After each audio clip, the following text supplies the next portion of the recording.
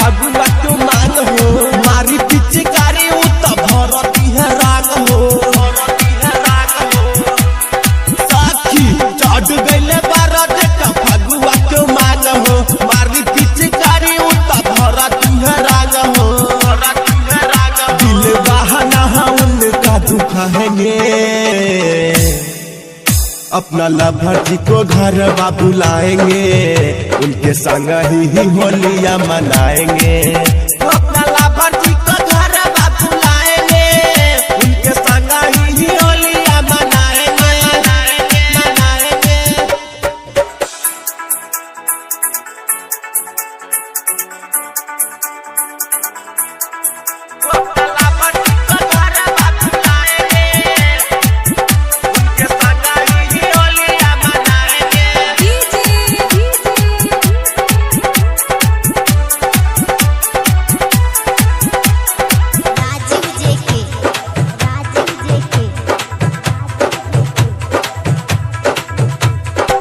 नमा लगाई हम उनको बुलाएंगे लरम लरम पत्थर से उनको खियाएंगे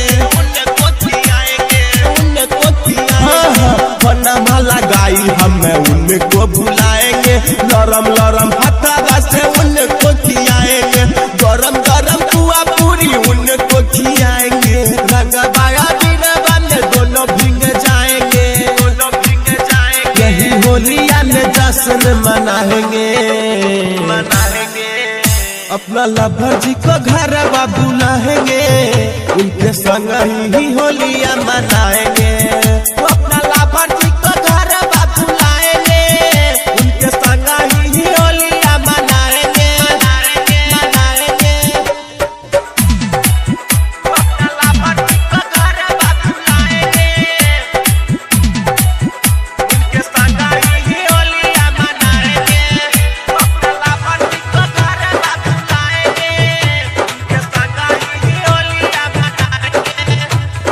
रंग बाया बीरबा में दोनों भिंग जाएंगे चिकन मटन दोनों संग में ही खाएंगे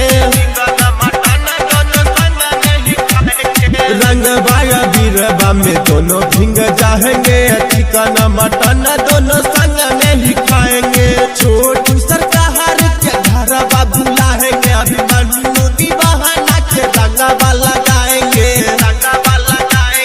संग ही होलियां मनाएंगे अपना लवर जी को घर बुलाएंगे उनके संग ही होलियां मनाएंगे।